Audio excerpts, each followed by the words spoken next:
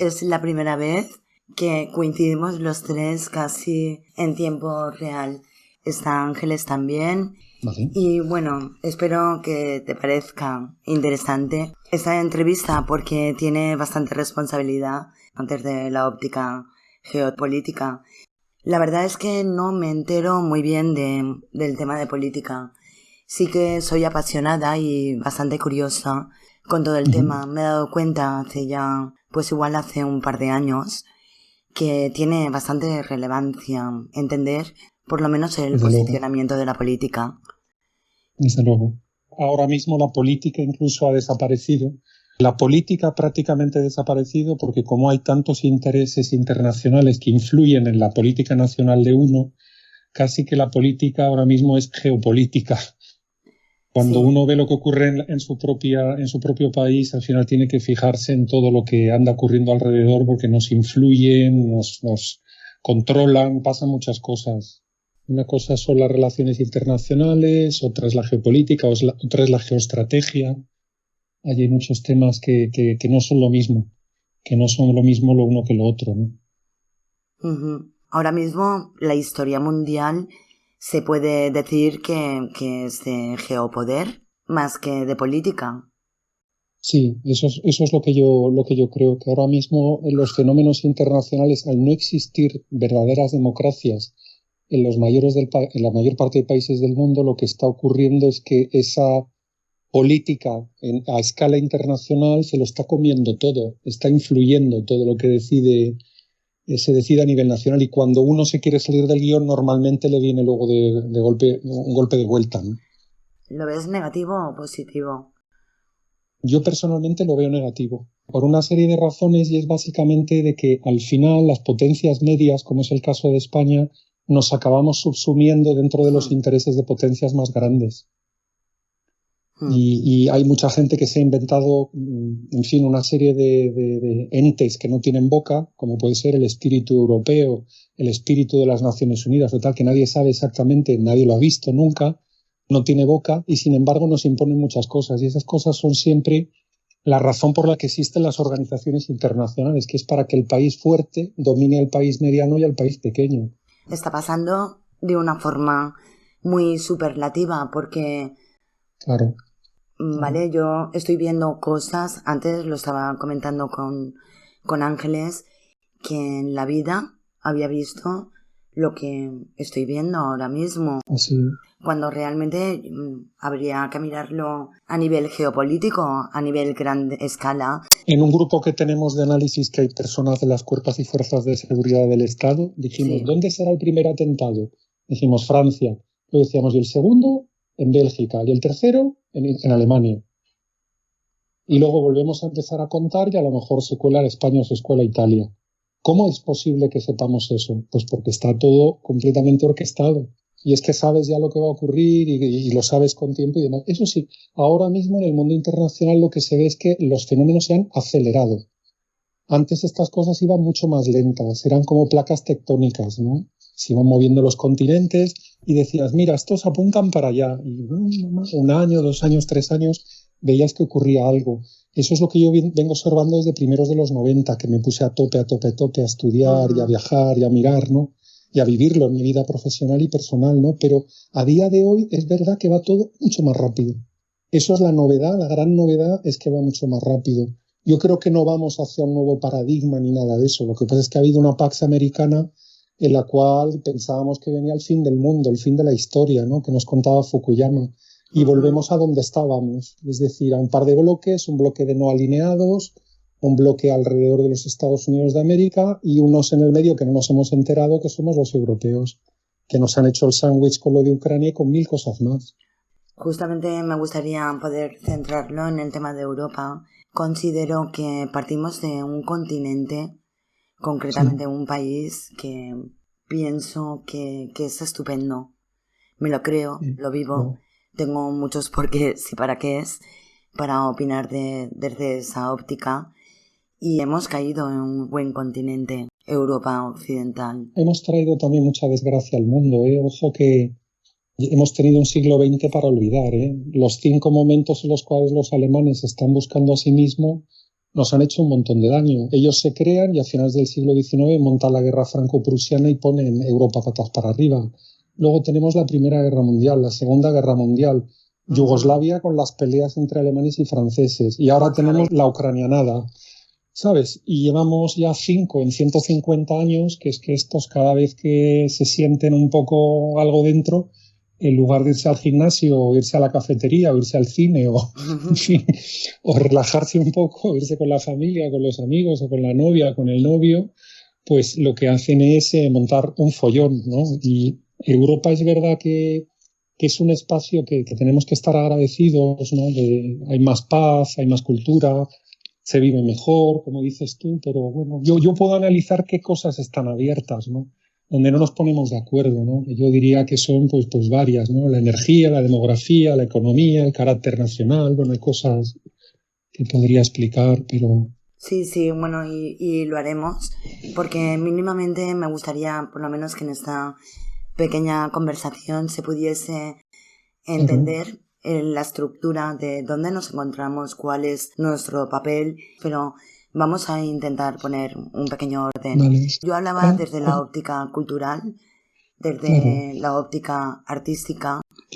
Creo que hemos estado, o por lo menos hemos vivido, en un epicentro, pues, desde la educación a la cultura, creo que muy privilegiado en ese sentido, desde la dignidad cultural. Sí, es verdad, y yo creo que ahora mismo la estamos perdiendo, si me permites hacerlo desde la psicoanalítica o desde el psicoanálisis, es porque hemos vivido con el yo represor, ¿no? El superyo de Freud, y lo íbamos rompiendo poco a poco, explorando nuevas avenidas culturales, desviándonos del estándar clásico, etcétera, etcétera, y ahora lo que nos hemos puesto es evitar a los norteamericanos, que lo que crean es un yo ideal y como nunca lo obtienen se deprimen y acaban destrozando y deshumanizando su propio ser y su propia sociedad, ¿no? Que el yo represor, claro, es como yo me he criado con generación X, yo soy como la generación de mis padres, pero con un poco más de juerga, un poco más de jolgorio, un poco más de cambio en la vestimenta, en la música, en las lecturas, en las vivencias personales. Pero claro, ahora la cosa es que yo me imagino que con 2 metros y 53 años que tengo voy a ser bailarín del Bolshoi, me lo imagino, lo proyecto y si no lo consigo, que no lo voy a conseguir, me deprimo. Claro. Y me vengo abajo y digo que el mundo es injusto y que no me tratáis bien, pero claro, ¿dónde voy yo con 2 metros y 53 años, no? Sí, pero aún así, bueno, reivindico el lugar que estamos, especialmente España. Hombre, no soy nacionalista, pero sí que es cierto que tenemos una cultura. Sí. Estamos en un lugar meridiano del mundo. Justamente en ese lugar meridiano considero que hemos tenido un poquito de suerte porque hemos tenido cierta hegemonía, no hemos tenido demasiadas guerras, no estamos acostumbrados a ese mundo bélico que apenas 1 hora de diferencia horaria está ocurriendo. Yo soy de Alicante y he vivido en Argelia cerca de 2 años y el salto de Argelia a Alicante, que son 25 minutos de avión, es más corto llegar a Argel que llegar a Madrid y el salto que das es cósmico, es un salto cuántico. Estamos muy cerca de cosas que considero que no estamos preparados, por eso queremos entender que porque algo deberemos hacer, algo tenemos que hacer, aunque sea aprender a ser pacíficos, pero yo creo que la herramienta del conocimiento es bastante interesante. Desde luego que lo es, por supuesto. Bueno, pues me gustaría empezar a poner orden desde la actualidad, España, Europa, ir mezclando conceptos y empezamos ya. José Papí. José Papí. Con más de 25 años de experiencia profesional, José es fundador y CEO de Etelatar Innovation, una empresa especializada en soluciones de movilidad 3.0. También es presidente de la Smart Transportation Alliance, STA, una plataforma colaborativa para la innovación de las infraestructuras de transporte. En el pasado trabajó en la Dirección General de Transportes de la Comisión Europea, para la European Road Federation ERF, donde primero ocupó el cargo de jefe de oficina para luego convertirse en su secretario general. Para la Fundación CIDAUT España y para la Plataforma Tecnológica Española de la Carretera, donde ocupó el cargo de director general. Licenciado en Ciencias Económicas y Empresariales y licenciado en Derecho por la Universidad Pontificia de Comillas y CADE, José también es doctor en Ingeniería Civil por la Universidad de Burgos. José también posee un máster en Dirección de Comercio Internacional por el ESIC Business School y un posgrado en Transportes por la NDSU en Estados Unidos. Ha participado en más de 40 proyectos internacionales relacionados con el transporte, habiendo actuado como director en 18 de ellos. Además, ha llevado a cabo una amplia actividad de consultoría como especialista en transporte y movilidad en Europa del Este y África del Norte. Lideró el Executive Master International Business en la Universidad Miguel Hernández, España, durante 5 años, donde también impartió docencia en asignaturas como Globalización en entornos políticos, económicos y culturales legales, Unión Europea, Transporte y Logística, Cooperación transnacional, Selección de mercados objetivo y Comunicación organizacional. También ha sido profesor visitante en la Universidad de Alicante, la Universidad Politécnica de Valencia, Fundesen Business School y la Universidad Europea de Madrid. Antiguo vicepresidente de Birline en España, una ONG dedicada al cuidado y la educación de niños de la calle en Filipinas. Actualmente ejerce como presidente de honor de la plataforma de innovación política demoslibertad.com. Análisis de José Papí sobre España. Análisis de la deuda pública sobre España. La elevada deuda pública de España, que supera el 120% del PIB y que supone una carga para el crecimiento y la sostenibilidad del país.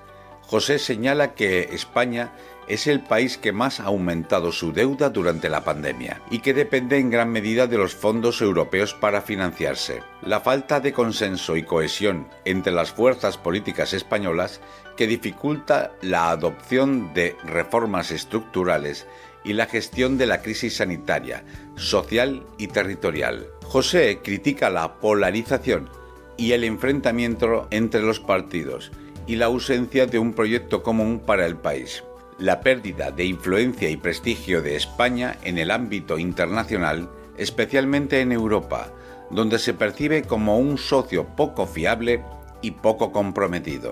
Él cita como ejemplo el artículo publicado por Político, que sitúa a España como el último país de la Unión Europea en términos de poder e influencia.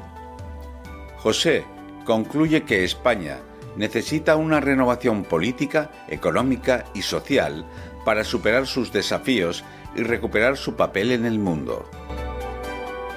José Papí. Por supuesto desde radiosapiens.es.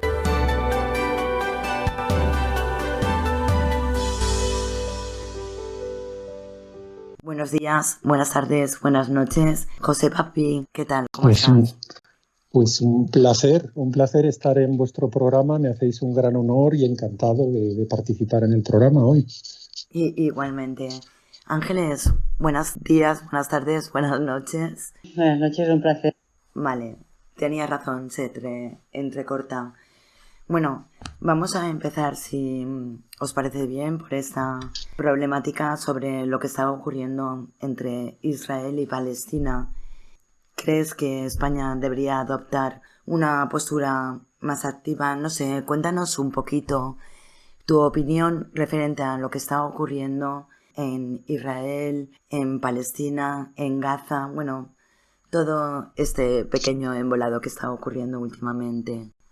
Pues sí, la verdad es que es una situación muy, muy desgraciada, pero que yo creo que tenemos que analizar desde varios puntos de vista. El primer punto de vista es darnos cuenta que lo que se ha decidido por los grandes actores geopolíticos mundiales es mover el escenario del escenario ucraniano al escenario de Oriente Próximo.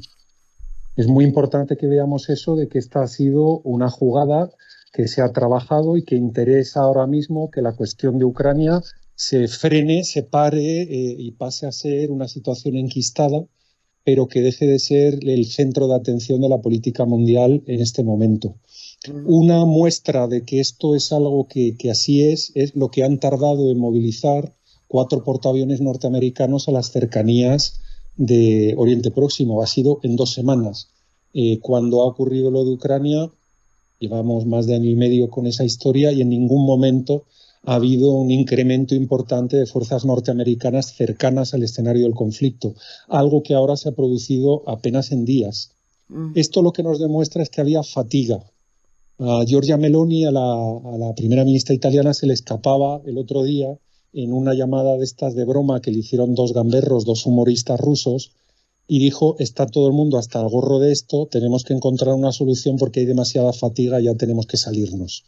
Y ella, sin querer, en lo que ella pensaba que era una conversación con un líder africano, la engañaron, pero en ese momento nos contaba la verdad. Nos contaba la verdad desde una perspectiva casi de humor, podemos verla, pero nos contaba la verdad. Entonces, lo primero y muy importante de señalar es que los grandes actores geopolíticos deciden que hay que cambiar de escenario de conflicto, ¿vale? Primer punto.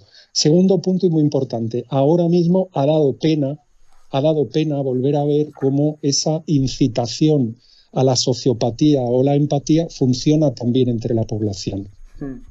Que se ha enseguida generado una taxonomía entre escritores, periodistas, intelectuales, ciudadanos, todo lo que vemos en las redes, etcétera, a favor de Israel o a favor de Palestina. Vamos a ver, cualquier persona que tenga algo de sentido común se da cuenta que el Estado de Israel no puede desaparecer, es imposible, ya no se puede, ha pasado demasiado tiempo. Todos aquellos que defienden la desaparición del Estado de Israel son unos insensatos, y es muy importante decirlo. Del mismo modo, todas las personas que piensan que no hay una situación humanitaria gravísima en Palestina son también unos locos de atar. Es algo que no es algo que sea aceptable.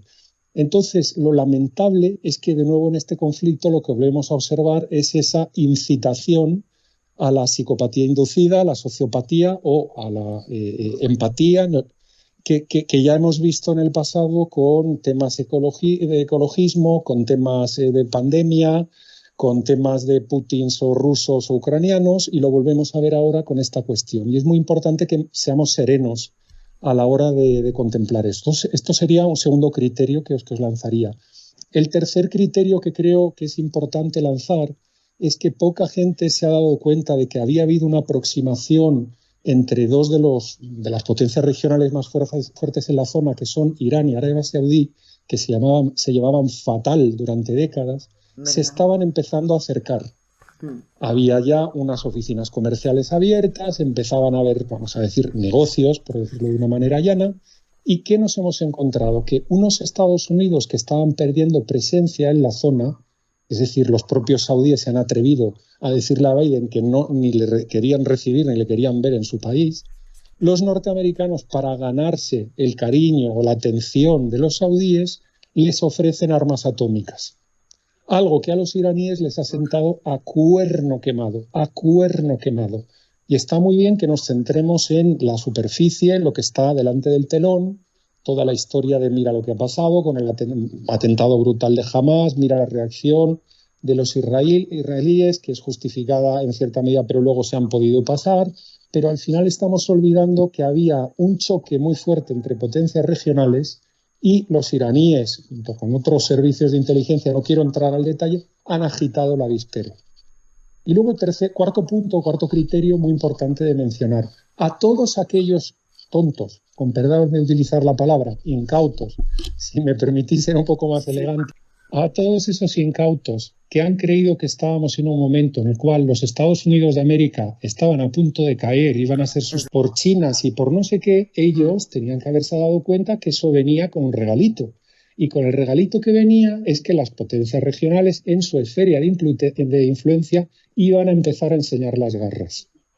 Y eso es algo que cualquier geoanalista serio lo ha comentado. Ojo, que si los Estados Unidos dan un pasito atrás, que es lo que ha pasado, no es ninguna debacle, es una estrategia, que la podemos comentar luego, han hecho una estrategia de pasito para atrás, y en el momento de que dan el pasito para atrás, el poder lo ocupa otro, y las potencias regionales sacan los dientes y se ponen agresivas entre sí.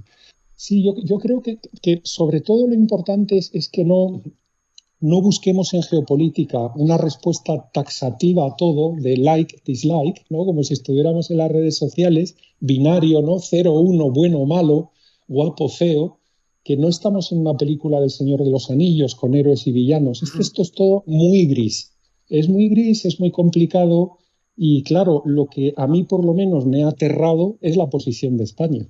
A eso iba en este puzzle España. En Unión Europea Sí. es importante esto que vas a empezar a hablar, España. Sí, yo es que creo que España en esto ha sido muy poco inteligente al situarse junto con países que no son los aliados naturales que necesita España. España se tenía que haber, en esa resolución, por ejemplo, de Naciones Unidas, se tenía que haber situado con el resto de países europeos, haberse abstenido, haber condenado los excesos de las dos partes y, pues, oye, mantener ese interés por unas relaciones comerciales con un socio tan importante como Israel y al mismo tiempo mostrar humanidad y mostrar también la importancia de ese enfoque de los dos estados al que se tiene que caminar si finalmente los palestinos se empiezan a organizar dentro de sí mismos y se puede generar allí una estructura administrativa seria que pueda llevar a un estado. Entonces España tenía que haberse situado equidistante en el problema y eso es lo que han hecho la mayor parte de socios europeos, por no decir la práctica totalidad. No nos interesaba ponernos del lado de los británicos y de los norteamericanos por la relación especial que tenemos con muchísimos países árabes, pero al mismo tiempo no tenía sentido que nos pusiéramos del lado de Irán, Siria, Venezuela, Cuba, Rusia, China, Irán, etcétera. Tampoco nos interesaba eso. Entonces, bueno, ahí España pues vuelve a demostrar que en el fondo la política española solo acierta en una cosa. La única cosa en la que acierta, si es que acierta, es que obedece a lo que digan los alemanes con tal de que los alemanes nos sigan permitiendo el que nos lleguen flujos ingentes de compra de deuda pública española. Como esa es la única jugada a la que juega España en internacional, que habrá algunos que les guste, a mí no me gusta, y a otros que no les guste, muy bien, pero esa jugada está bien trazada, no digo que sea la conveniente para España, pero está trazada y la ejecutan con diligencia y con esmero, en fin, con cierta eficiencia, ¿no? Y sin embargo, lo que nos encontramos en cualquier otra cosa que hagamos, en Hispanoamérica, en el norte de África, en Oriente Próximo, todo lo que trabajamos somos como un pato mareado que no sabemos lo que estamos haciendo. Es muy triste y sobre todo en un ámbito en el cual a los países se les respeta si tienen directrices de política internacional a una década, a 2 décadas, a 3 décadas, a 4 décadas. Es como se trabaja. En el Reino Unido, que estén los Tories o estén los laboristas, es lo mismo. Aunque se vayan a llevar las manos a la cabeza a alguno de vuestros oyentes, los Estados Unidos de América han tenido una consistencia en dar ese pasito para atrás. No querían ser una policía mundial que acabara cansada, como le pasó al Imperio Español, y eso lo enseñan en West Point hoy a los chavales que están estudiando para ser militares. Les dicen, ojo, que el Imperio Español colapsó porque tenía que cubrir tanto territorio y se tenía que gastar tantísimos recursos que no pudo con ello.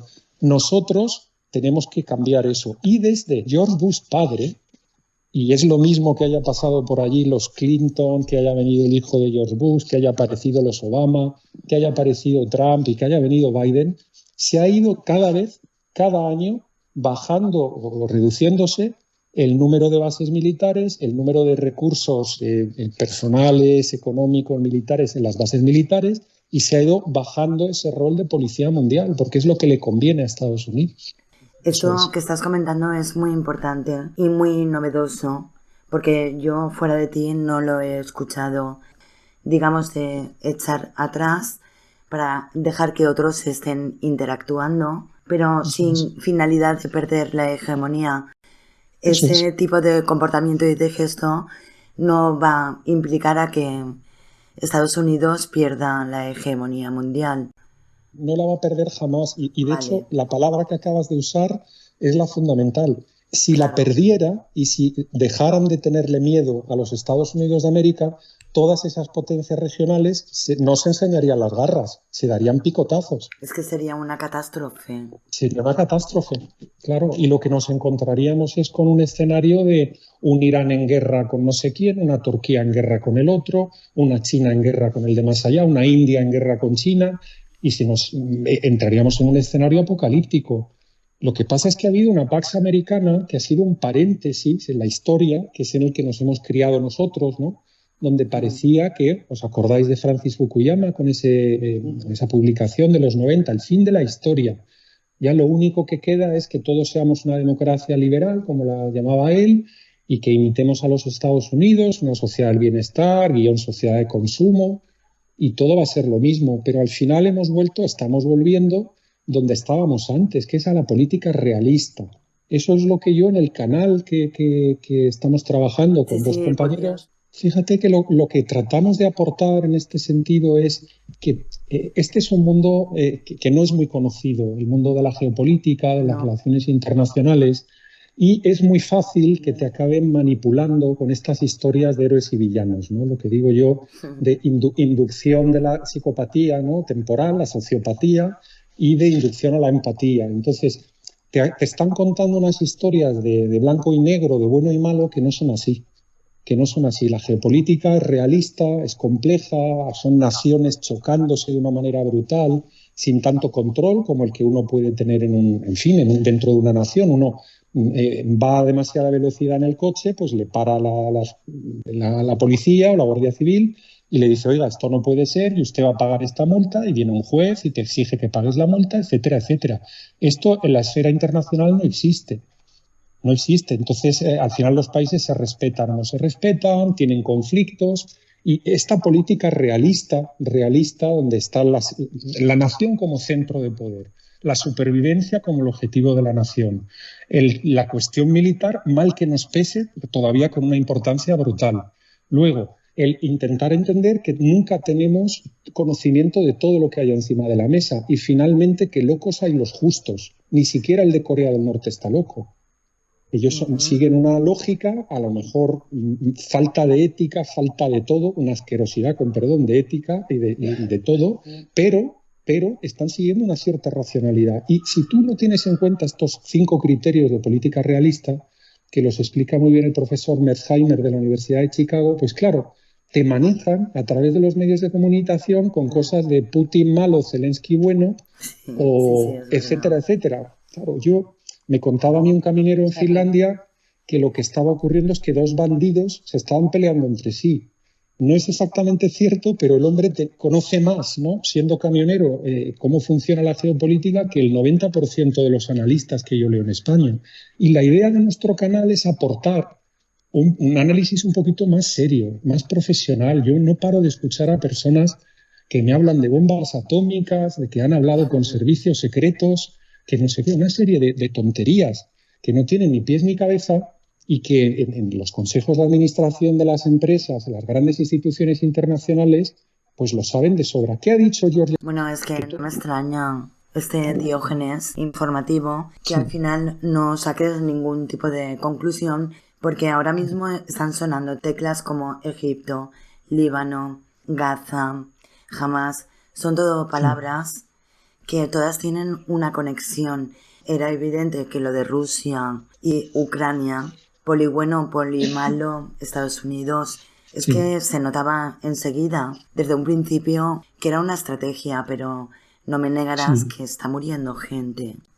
Eso es un terror que en esta película de hacerle un sándwich a Europa, entre los rusos y los norteamericanos, hayan caído entre 250.000 y 300.000 personas. Exacto. Estamos hablando de las barbaridades que están pasando en Oriente Próximo. La semana pasada han muerto 10.000 ucranianos en el frente. Y lo que están mandando ya es gente de cierta edad, están mandando a mujeres, están mandando a críos que no tienen ni 18 años. Y están muriendo miles de ellos sin parar. Es algo absolutamente terrible lo que está ocurriendo. Es terrible, difícil de metabolizar. Yo no puedo metabolizarlo. ¿Cómo se preocupan tanto? Vacúnate 2.500 veces. Pero, por otra parte, están muriendo por docenas personas ahora mismo en muchas partes, porque cuando ocurrió lo de Ucrania, paralelamente habían más guerras. ¿Cómo ves el futuro de todo esto? ¿Qué va a pasar con Egipto? ¿Qué va a pasar con Líbano? ¿Qué está pasando con Turquía? Bueno, yo lo que creo es que se van a generar centros de poder regionales y va a haber países satélites alrededor. Ese pasito atrás de los norteamericanos lleva a un Irán que se hace fuerte, una Turquía que se hace fuerte, a un Egipto que se hará más fuerte, una Rusia que se ha hecho más fuerte, y es normal que acaben produciéndose estas situaciones. Yo no creo que vayamos en Oriente Medio ahora mismo a un escenario apocalíptico de guerra atómica, Bueno, eso es importante oírlo. de destrucción total y demás. Yo creo que es un cambio de foco que se ha querido terminar. Es decir, Ucrania se ha dejado, yo lo denomino probablemente con un término poco inteligente o poco gracioso por mi parte, lo llamo Ucranistán, en el sentido de tratar de explicar un conflicto enquistado, donde más que un conflicto lo que estamos es en un negocio. Yo lo he llamado en alguna intervención del conflicto perenne al negocio perenne, que es en lo que estamos ahora, y de ahí todas esas visitas de militares alemanes, de empresas militares y de empresas armamentísticas alemanas, lo mismo los franceses. Ahora se han dado cuenta, hombre, si esto era un negocio, claro, esa es la trampa que nos han gastado los norteamericanos. A los rusos les han seguido dejando comerciar. ¿Quién es el tonto? Perdón, Sí, el incauto, claro. por ser educado, que se cree ahora lo de que han bajado las exportaciones de Rusia a nivel de gas, han subido, de hecho, y lo que hacen es que el gas lo mandan a Turquía, lo mandan a un barco, lo meten en un tubo hacia Bulgaria y nos lo envían a todos, nos lo envían bastante más caro. Y ellos siguen exportando lo mismo. Y qué gracia que las bombas en el conflicto ucraniano-ruso nunca caen en el gasoducto que pasa por Ucrania. ¿Sí? Sí, Me ha llamado la por favor. atención esto precisamente, el decir Rusia más fuerte, ¿no? Cuando lo que se está vendiendo es que se pretendía debilitarla. Claro. No, y no ha funcionado nada. Y de hecho, uno de los mayores geoestrategas mundiales, que se llama Peter Feiján, tejano, publicó un vídeo donde decía que habían funcionado, lo ha borrado y ha sacado otro vídeo donde tiene que admitir que los rusos están vendiendo como nunca, los noruegos también. Que qué tristeza la postura de los noruegos, en teoría vecinos, primos, amigos, ¿no? Aliados, y se están hinchando a vender gas y a vender petróleo como nunca. Pero vamos, las últimas cifras que consulté es que ha multiplicado el factor 3 por 3 el negocio, algo extraordinario. Y seguro que las cifras son ya mayores, que me he quedado ya obsoleto con lo que estuve consultando. Pero al final, en ese sándwich que le han hecho a Europa, le han dicho, tú no comercias directamente con los rusos, tú comercias a través de Ucrania, en el gasoducto que la tecnología norteamericana controla, o si no, ya te buscas la vida. Y al buscarte la vida, pagas el gas al doble de precio y te arruinas económicamente. Y eso es lo que ha ocurrido desde el principio. Y esas notas de prensa, no notas de prensa, en la propia intervención que tuvo la Casa Blanca, el día que Putin dio el paso en febrero del año pasado, ya tenía soldados rusos allí metidos desde hacía 10 años, pero el día que lo enseñó al mundo y dio el paso hacia adelante, claramente había una orden de parte de la Casa Blanca donde se decía continúe el comercio con Rusia a través de bancos intermediarios y por favor no cese el comercio con Rusia. Y te encuentras que compañías como los grandes fondos norteamericanos, ¿dónde han invertido más del mundo o cuáles han sido los mayores inversores en Rusia, en los meses de febrero, marzo, abril, mayo, junio del año 2022? Fondos norteamericanos en Rusia. Yo lo planteé como una hipótesis y al final creo que hay evidencias de que los hermanos mayores estaban riendo de los hermanos pequeños. Y es como yo lo veo. Entonces, ahora mismo este tema ya ha cansado y por responder a tu pregunta, se ha pasado a Oriente Próximo. Objetivo final, China. Pero ¿cómo te metes a observar cómo la potencia asistida que es China? Ay, señor, el que le pagó el curso, le pagó el máster al hijo en Harvard, Princeton, London School of Economics, Stanford y todo esto, donde todos los profesores andaban diciendo barbaridades de una China que se comía a Estados Unidos, de una China que tomaba el mundo. Ay, señor, el que se haya gastado el dineral para formar el hijo allí, porque las tonterías que les han estado contando no tienen nombre. Entonces, vamos camino de allí, del este, y se hace una parada en el centro. En este caso, todo ese escenario árabe, ¿no?, que tenemos ahí, se hace una parada por allí. Los BRICS ahora mismo es cierto que están más coordinados de lo que estaban antes. En la época de los 90 de Fukuyama, de la Pax Americana en su apogeo, es verdad que los BRICS se hablaban, pero no se reunían tanto ni se coordinaban tanto. Ahora hay una coordinación mucho mayor, ¿no? La última fue en julio. Sí. Se unió Argentina. Sí, sí, sí, pero han estado los argentinos y se han empezado a unir ya segundos países, digamos, a ese grupo, ¿no? De los 5 gordos, ¿no? Los BRICS, los que están delante, pero han creado un banco de desarrollo, van coordinando cosas. Es verdad que los medios prorrusos dicen, pues vamos a crear una moneda, vamos a tal. Exageran un poco la velocidad de despliegue, ¿no? De esa cooperación, pero es verdad que la cooperación existe mucho más de la que existía en los años 70, 80, cuando oíamos aquello de los países no alineados, ¿no? La propaganda hace mucho, aunque sea una hipótesis, pero también es una herramienta, la propaganda. Hombre, por Y supuesto. considero que Rusia Sí, sí. son muy expertos Sí. en hacer propaganda. Hay un filósofo coreano-alemán que me gusta mucho, se llama Byung-Chul Han, que es un experto en teoría de medios, y él tiene muy distinguido la diferencia, porque a veces mezclamos las palabras entre relato y narrativa. Él dice, la narrativa es extraordinaria, porque la narrativa crea comunidad, nos une. Es decir, si yo me voy a mi segundo país, a Finlandia, en Finlandia la narrativa de que nos protegimos de los rusos en la Segunda Guerra Mundial, luchamos, hombres y mujeres, y separa a los rusos, es una narrativa que une a la nación finlandesa. Y esa narrativa consigue que la izquierda, la derecha, el centro y para adentro, pues sean finlandeses y amen a su bandera, amen a su país y paguen impuestos y, oye, tengan el 75% de la gente que diga, si mañana hubiera un conflicto militar, yo me alisto. Tenga 70 años, 80, sea hombre o mujer. Es extraordinario, esa narrativa funciona porque crea comunidad. Por contra, el relato es esa historia propagandística que Byung-Chul Han es muy bueno al llamarla, dice el storytelling, dice en inglés, el contar historias, en realidad es story selling. Te están vendiendo la moto, ¿no? Sí, te están vendiendo la moto. Al final te venden la moto.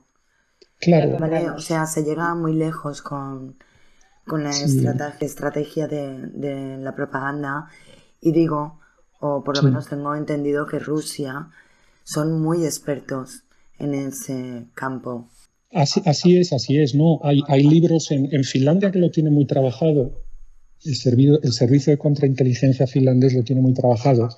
Los troles y las granjas de troles y cómo trabajan, lo hacen de trolls, se dice en español, ¿no? No sé cuál es la expresión que se usa, pero vamos, que lo trabajan extraordinariamente bien.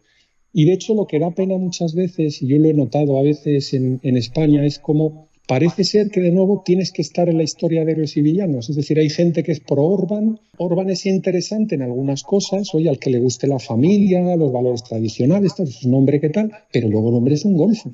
Es un golfo que se dedica a robar fondos europeos todo lo que puede. No pasan ni siquiera por el trámite de, por lo menos, molestar, ¿no? Por una suerte de adjudicación tramposa. Es que lo dan a dedo y punto. Y claro, al final estás en una película de grises. Y entonces es tan fácil que te estén manejando de yo soy prorruso o pro lo contrario, ¿no? Pero es que, vamos a ver, es que no es así. Es que no es así. Es un mundo muy complicado. Es decir, Ucrania era un país que se consideraba más corrupto que Rusia. Semanas antes de que se acelerara el conflicto ruso-ucraniano en febrero del año pasado, estaba considerado como un país más corrupto y luego de repente se convierte en un país extraordinario para entrar a la Unión Europea, se convierte este señor en un modelo de no sé qué, bueno, le ha quitado a los jueces la investigación de la corrupción en Ucrania y se le ha dado a la policía política que él controla. Y Polonia siempre ha metido bastante caña, con todos los respetos por esta expresión, y parece ser que también se ha retirado de los objetivos de Ucrania. Sí, ha dado un pasito para atrás, sobre todo cuando se ha generado tanto conflicto con los agricultores polacos. Es que la entrada de Ucrania en la Unión Europea supone el fin de la política agrícola común. ¿Tú crees que va a entrar? Yo creo que no. Yo creo que no. Yo creo que es, de hecho, la ideica, como se dice en tantas regiones españolas, ¿no? Que me encanta la palabra, la ideica, curiosamente, no viene en este caso de los alemanes, como vino en la anterior ampliación, sino que viene de los franceses, que están buscándose a sí mismos, notan que los alemanes están un poco despistados y se meten en esto. La Unión Europea ahora mismo va camino de la catástrofe, sencillamente porque entre los dos mandamases no tienen acuerdo en temas centrales, ¿no? No tienen acuerdo en la energía. Está por eso presentarlo como un ente, como decías al principio. Claro, La Unión claro. Europea es un ente, así nadie tiene la culpa y todo el mundo la tiene, ¿no? Fíjate qué bueno es que nos vayamos al Parlamento Nacional nosotros aquí en España y digamos, no, si por nosotros haríamos otra cosa, pero nos lo manda Bruselas. Ajá. Y fíjate Ángeles, que es que y nadie ha escuchado hablar al ente, nadie le ha visto Que es un la todo y es boca. un nada. Claro. Uh-huh. Eso es, y al final las organizaciones internacionales son eso, son entes que crean las potencias fuertes para manejar a las potencias medianas como España, a las potencias débiles. Es así, y entonces en lugar de decir, oye, tú vas a hacer lo que yo te diga porque yo soy Francia o porque yo soy Alemania, que queda como muy feo, ¿no? Y tenemos pues problemas en la historia que nos muestran que eso no sería aceptado por la ciudadanía, nos inventamos dentro del ente un supuesto espíritu europeo donde todo el que sea bueno y el que obedezca a ese espíritu europeo pues se merece la vida eterna y ser feliz y que le llamen buena persona. Y al final, claro, en esta infantilización de la sociedad, que desde luego a través de hacerte sentir virtuoso o no virtuoso porque apoyes a algo, no lo apoyes en la esfera internacional, pues bueno, es un campo más. Se ha visto la cuestión de la pandemia, se ha visto en otras historias que, bueno, y fijaros que esto es algo, y no sé si me estoy metiendo en un jardín, es algo muy protestante en el sentido de que tienes que sentirte virtuoso, tienes que ser elegido, tienes que ser mejor. Y entonces te están todo el rato esa insatisfacción de intentar encontrar lo que es tu virtuosidad, lo que te va a hacer virtuoso, lo que te va a hacer diferente, lo que te va a hacer mejor, lo están persiguiendo todo el rato. Es facilísimo manejar a la población así. Bueno, pues es un punto de vista muy interesante, desde luego. No lo había oído hasta ahora, lo que estás comentando.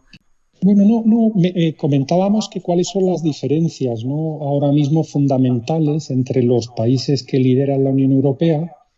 Se decía cuando lo estudiamos en los libros hace 30 años, dice, la dirección política la tiene Francia y la dirección económica o industrial la tiene Alemania. Francia ha tenido tantos problemas en su seno, está ahora mismo tan rota por dentro, que Alemania se quedó sola. Cada vez que Alemania se queda sola en esa búsqueda de su destino en lo universal, ¿no? Ya lo dijo Bismarck, la monta. Lo tuvimos al final del siglo XIX, en el último tercio del siglo XIX, Primera Guerra Mundial, Segunda Guerra Mundial, Yugoslavia, la pelea entre alemanes y franceses, entre croatas y serbios, y lo estamos teniendo ahora con lo de Ucrania. Porque Alemania no está como debería de estar en estos momentos. No, así es. Alemania, vamos a ver, hay una diferencia fundamental con los franceses que es la cuestión de la energía. Los franceses se ponen a tope con la energía nuclear, los alemanes están con los molinillos. Primer problema. Segundo problema, la cuestión demográfica, bueno, están tan mal en un lado como en el otro, pero qué triste que los alemanes, teniendo tantos europeos del sur que podían haber ido a trabajar y que se hubieran integrado rápidamente, hacen una llegada masiva, favorecen una llegada masiva de inmigrantes de otros continentes que van a tomar más tiempo y va a ser más complicado que se adapten a la realidad alemana. Otra gran diferencia es la relación con China. Los alemanes están dándose abrazos con los chinos. La BMW, la Mercedes, la Volkswagen abren las mayores fábricas que tienen en China, cuando los franceses no quieren nada de eso y quieren ahora mismo recuperar la grandeza de sus fabricantes de vehículos y trabajar más en el entorno nacional francés y punto, y exportar al resto del mundo. Esa diferencia también es fundamental. Otra diferencia fundamental es que, curiosamente, y los alemanes se vuelven a contradecir, dicen los alemanes quieren más OTAN y los franceses quieren menos OTAN. Es decir, los alemanes al mismo tiempo quieren tener una producción industrial intensiva sin tener energía nuclear. Primera locura. Segunda locura, quieren llevarse bien con China. Tercera locura, quieren llevarse bien con los Estados Unidos apoyando una OTAN fuerte. Y claro, todo esto está haciendo que estén como esos equipos, no sé cómo se llamaba eso que tiraban de la cuerda, un equipo de un lado y el otro del otro. La cuerda se va a partir porque es que no tiene ni pies ni cabeza lo que están defendiendo unos y otros. ¿Cuántas veces hemos dicho, o por lo menos yo os he escuchado a vosotros, sí, China gigante con pies de barro? Sí. Sigo pensando lo mismo. Sí, es una potencia asistida. Hemos hecho varios programas. Totalmente. Yo incluso en abierto han llegado a insultarnos diciendo que somos agentes de no sé qué, que no. Es que lo mires donde lo mires, desde enfoques de política realista, desde enfoques más clásicos de geografía económica, más tipo el enfoque que se usaba en los años 30, 40, de voy a contar los habitantes, el número de ríos, cuántos barcos tienes, cuántas centrales de esto y de lo otro, cuántas minas. Te pones a contar y es que todo da a que es una potencia asistida.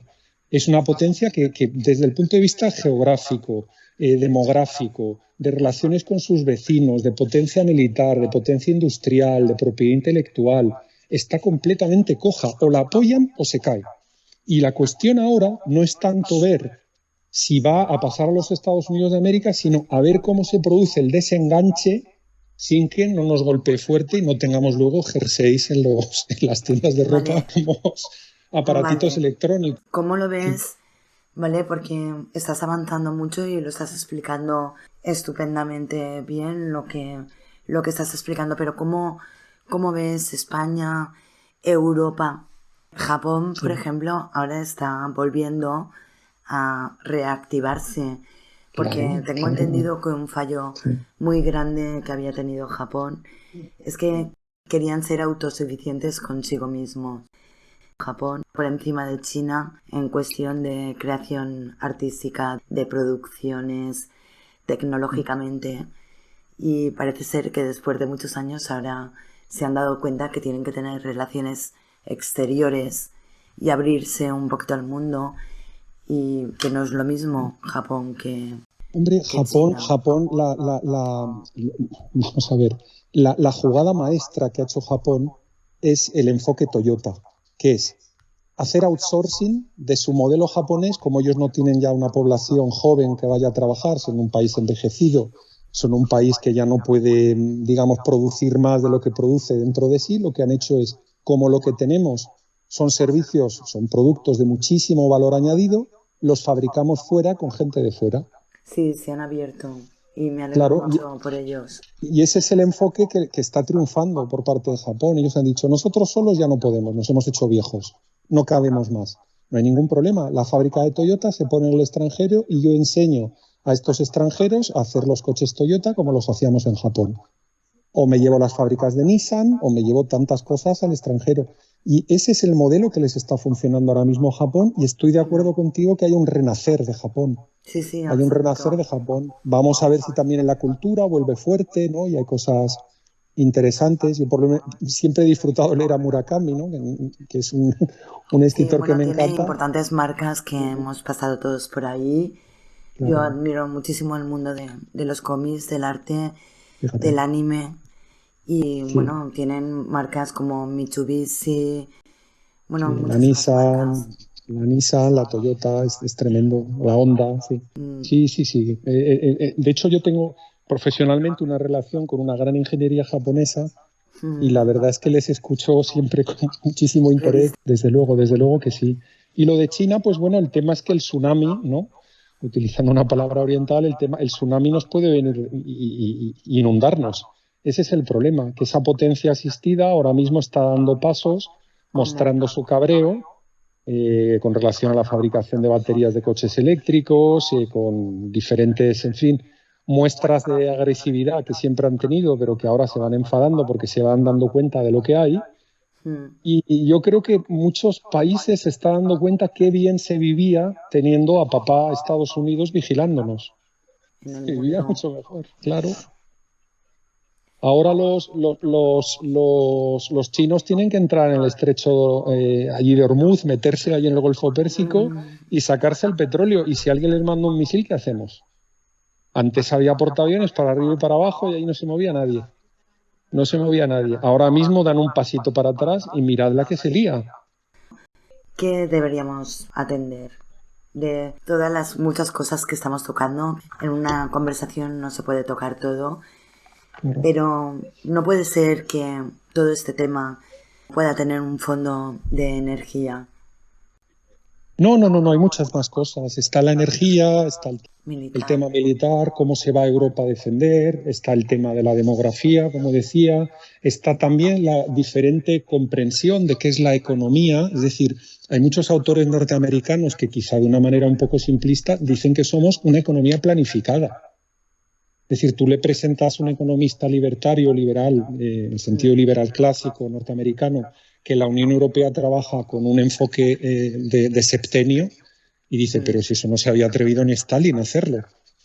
El europeo ahora mismo, es decir, en España, es el país de la Unión Europea, donde hay un estudio fenomenal del BBVA que lo trata, que estudia los valores de los europeos, donde le preguntan, ¿usted cree que debería ganar dinero sin tener en cuenta el esfuerzo que usted haga cada día?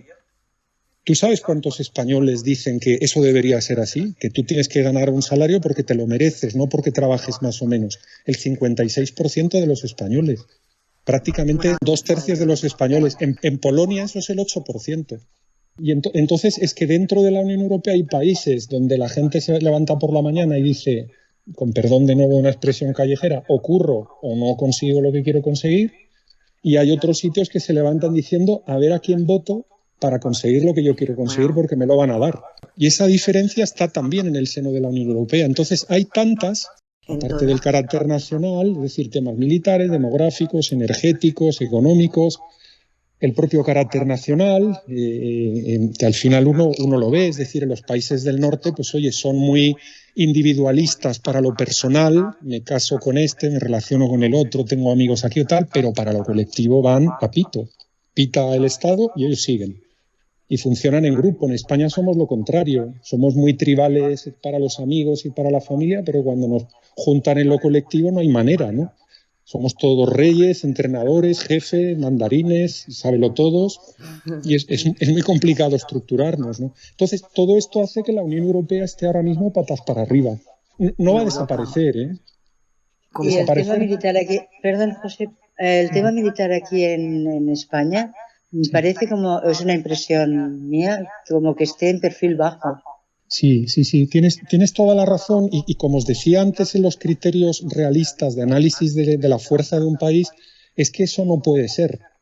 Es que es muy importante, uno de los 5 grandes factores para valorar la fuerza de un país es el ejército. El borrico de Kissinger, que probablemente nos gustará, de Henry Kissinger, en su libro Diplomacia, tenía, por resumirlo en 2 pinceladas, él decía, mirad, las relaciones internacionales se miden o se analizan conforme a 2 parámetros. El primero es la reciprocidad y el segundo es la disuasión. Reciprocidad es, si tú me paras los camiones españoles en la frontera francesa, yo voy a parar los camiones franceses para que no entren en España. Reciprocidad, lo que tú me hagas te lo hago yo a ti.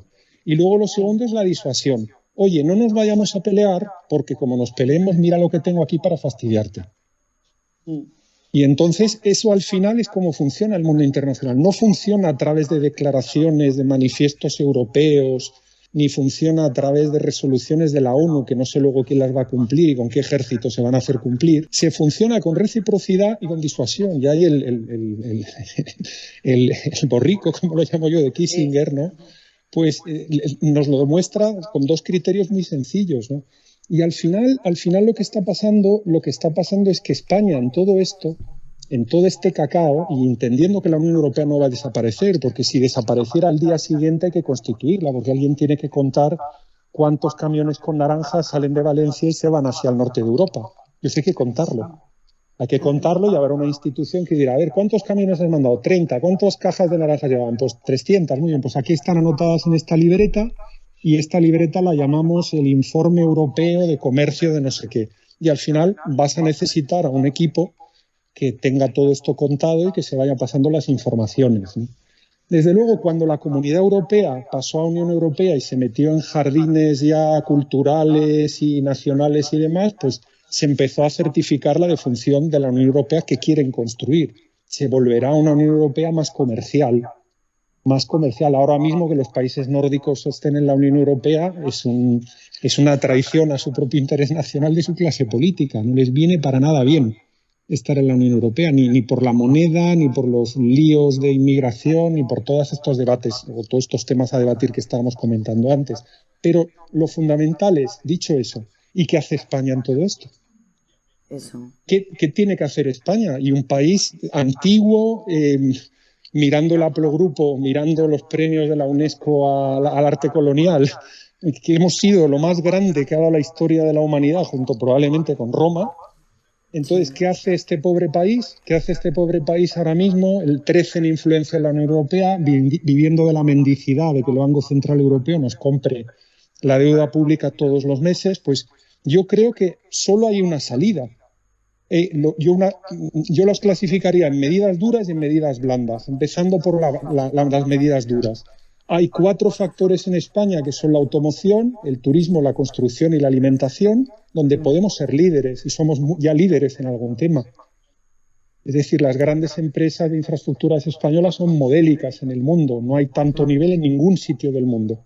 La alimentación española, si se hiciera en lugar de producto de Cataluña o producto de Valencia o producto de La Rioja, si pusiéramos producto de España, como hacen los italianos y hacen los franceses, nos hincharíamos a vender. Luego, si trabajáramos la cuestión del turismo todavía mejor de lo que lo trabajamos, pues mucho mejor. Estás dando soluciones, José. Claro, es que esos son los 4 focos y esto los otros países lo tienen muy claro. Los finlandeses dicen, en mi otro país, dicen, mira, nosotros tenemos los bosques y hacemos papel. Y nosotros tenemos la tecnología de esto y la vendemos. Y luego, claro que ocurren más cosas en Finlandia, pero esto es lo pivotal para nuestro país. Y esas son las 4 cosas pivotales en cuanto a medida dura de España. Y España tiene que centrarse en eso y trabajar todos a una. Y en ese momento recuperaríamos muchísima fuerza. Luego, segundo tema, medida blanda. Medida blanda que tenemos es, nosotros tenemos, perdonad por la horterada, una Commonwealth que es Hispanoamérica, extraordinaria, que se puede empezar tranquilamente montando un espacio Bolonia hispanoamericano, donde si yo quiero estudiar para ser dentista, puedo empezar en Argentina y puedo acabar en Albacete, donde yo quiera. Y el primero lo puedo hacer en Rosario, Argentina, y el segundo lo puedo hacer en Lugo, y el tercero lo hago en Filipinas. Sería fenomenal. Y ese espacio, digamos, de educación nos podría llevar a crear esa sensación en el mundo de que somos 600 millones de personas, y si juntamos a los hermanos portugueses, brasileños, angoleses, es que estamos hablando de un ente, vamos a utilizar la palabra otra vez de broma, de 1.000 millones de personas, que puede cambiar el futuro de la geopolítica mundial. Ni indias, ni chinas, ni líos. Estamos hablando de personas que tienen un nivel cultural y de bienestar alto, no el mejor, evidentemente, en todos los países. Hay países con más pobreza, con mejores o con menos pobreza, pero estamos hablando de un índice de cultura, un índice de desarrollo, un índice humano, en fin, que es alto. Y esas 1.000 millones de personas podrían ser la pieza fundamental que desequilibrara el juego mundial en los próximos 200, 300 años. Eso es positivo, Claro, y hay que mirarlo desde ahí. Y tenemos eso delante. Esos 1.000 millones de personas. Podemos cambiarlo todo. Podemos irnos a sentar para tener un amo en Berlín. Vámonos al amo de Washington y vamos a hablar con él. Vamos a decirle, somos 1.000 millones. Si tú te alías con nosotros, ¿qué miedo te da a ti China? ¿Qué miedo te da a ti India? ¿Qué miedo te da a ti la Unión Europea? ¿Nada? Tú con nosotros controlas el mundo. ¿España con o sin Unión Europea? Yo es que me iría a unirme más o sea, la Unión Europea evidentemente no nos queda más remedio, somos europeos. De hecho, no es que seamos europeos, es que los otros lo son porque nosotros lo fuimos primero. Es que hay que darle la vuelta a la tortilla. Es decir, aquellos estaban con pieles y no se saben los pobres ni cómo vivían cuando en España había universidades, ¿no? Es decir, esto hay que tenerlo en cuenta. Y cuando me dicen a mí mis amigos británicos, es que el inglés, digo, pero si cada vez que habla, cualquier cosa que digáis que no sea hacer un gruñido como un animal, viene del latín. Cualquier cosa que digáis, me dijo un inglés, utilizo el término, this is a figment of your imagination. Dice, eso es algo que tú creas de tu imaginación. Digo, las únicas palabras que no las podría pronunciar mi perro vienen del latín, en esas expresiones. Es algo que es muy importante comentarlo, es decir, esa fuerza cultural y demás que tenemos en la mesa, y cuando uno lee inglés clásico está leyendo latín tranquilamente, con algunas palabras de unión, Esa fuerza la tendríamos que poner a través de esas medidas blandas de unión del espacio hispanoamericano, sobre todo enseñanza, educación, cultura, y que vean que nos vamos uniendo. Esa medida blanda sería extraordinaria. Luego en España ya tenemos nuestros propios problemas. Claro, desde luego, el sistema político que tenemos es un desastre. Si el 10% del PIB se tira a la papelera. Fascinante. Sobre la deuda pública española, Vanessa Monge, creo que... Ah, sí. Ella es una doctora extraordinaria. Sí, ella tiene... Bueno, fascinante. Sí, Vanessa es un pozo sin fondo de conocimiento, eso es. Yo me sorprendo cada vez que hablo con ella de tantas cosas que ve, ¿no? Al final, yo creo que tenemos que tener optimismo y hacer esa mirada hacia adelante de decir, podemos ser ahora mismo los que desequilibremos la balanza mundial. A mí qué más me da ser murciano, que ser riojano, que ser alicantino, que ser albaceteño, que ser... Y yo creo que las medidas duras que decía, esas 4 sectores donde somos de verdad líderes y podemos ser líderes a tope, a nivel mundial, top 3, top 5 mundial. Mira, una broma que le gastaba yo, me acuerdo en un curso de formación a unos ejecutivos que me contrataron de manera privada, les gasté una broma porque les preguntaba, digo, venga, eran 20 personas y les pregunté, decidme cuál es el país de Europa que tiene más patentes en la lucha contra el cáncer. Y empezó el primero y acabó el 20 y no dijeron el país que era, que es España. Reino Unido, Alemania, los holandeses, los belgas, que tienen muchas temas farmacéuticos, los talos, llegamos al final, digo, nada, no habéis acertado, muy mal todos, digo, España. Digo, os hago otra prueba, y les engañé. Y les digo, ¿sabéis cuál es el país que tiene más contratos, sus empresas, con el ejército de los Estados Unidos? El país europeo. Imaginaros lo que me predijeron, pues Inglaterra, el Reino Unido, por la relación especial, histórica, Polonia, porque pagan mucho en la OTAN, los alemanes, porque saben mucho de tecnología. Dieron la vuelta otra vez, acabaron, digo, nada, España otra vez. ¿Pero cómo es eso posible, José? ¿Te lo estás inventando? Digo, no me lo estoy inventando. Esto es el problema que tenemos los españoles de tener una reputación dura muy mala y una reputación blanda relativamente correcta. Somos un top 10 mundial, menos de lo que nos creemos, lamentablemente. Yo creo que en España se vive muy bien, pero no nos lo perciben tanto. Fuera un japonés. La reputación blanda lo que te subraya es pues todo lo que es la calidad de vivir, la comida, la amabilidad de la gente, lo bien que disfruta uno, la vida y demás. España está arriba, pero menos de lo que nos creemos. Tú le preguntas a un japonés si prefiere vivir, un japonés medio, en Francia, en Italia o en España, y España no la ponen primero. Y sin embargo yo os afirmo, me juego con vosotros, que he vivido en muchos sitios, que se vive mucho mejor en España que en Francia. Claro, pero mucho mejor. Pero sin lugar a dudas. Pero la reputación blanda de España, digamos que está bien, pero la reputación dura la tenemos por los suelos. Yo estoy cansado de oye, nuevas carreteras. Bueno, a nivel cuántico, a nivel de ingeniería informática, no nos quedamos atrás.